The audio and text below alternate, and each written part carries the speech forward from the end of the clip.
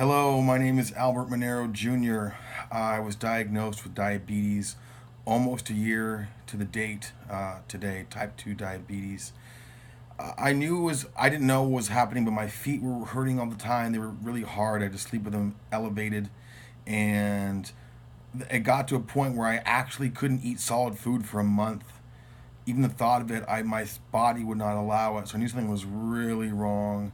So I juiced for about a month, more or less, and then I finally went to the doctor and found out I had type 2 diabetes.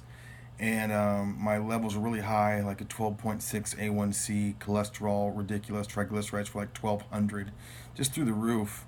I was pulsing all the time. It was really bad off.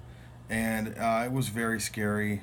It's still scary. It was very scary because the doctor said that if I hadn't checked it out, I could have been dead in a couple of years at that rate at my age, and that was incredibly frightening.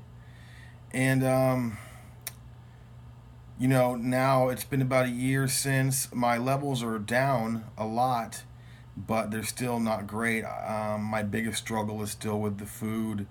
I have a problem eating healthy all the time. I've eaten really horrible most of my life, and it's that discipline I've never had. It's really difficult to stick with a plan on how to eat, when to eat, not to overeat, not to eat at night. This is just it ties into my emotional issues, and it always has. And I have a real hard time trying to conquer that. Um, so yeah, a year since, it's better, but just not great. Still, I need to work on it big time. And my day routine in general, when I'm doing well, is I'll eat my gluten-free oatmeal in the morning. I always meal prep a bunch of veggies that I'll eat throughout the day. I have yogurt at night, and then some meat with that. I usually have the veggie thing twice. That's what I'm doing well. Lately, I haven't been doing so well, so I will go to fast food a couple times a week. I'll overeat at night, even if it's the healthy stuff, which half the time it's frozen food. It's not a good place at the moment. I use the heat as an excuse. That's not really a good enough excuse. Um, I work in computer software at a company called Local Toolbox. I work from home, so I need to force myself to do more exercise.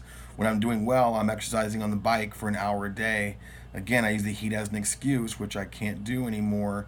Um, I love to watch movies. That's another problem. Sitting in front of the TV, not doing a whole lot. So I need to be out more, doing more exercise. I know that it's all a big, schematic that works with each other. The eating healthy, the exercising, the getting out and being active. These are all things that help you become more healthy. And right now, I've really been weaning on all of these measures, and I need to get back up to it because it's serious. It's my life, and I don't take it extremely serious, obviously, or I'm used to these patterns that are no good. And I'm also 5 months completely sober, so I've struggled with that as well. I think that's why I'm eating more now than I was at first. Maybe I'm taking on too much at the same time.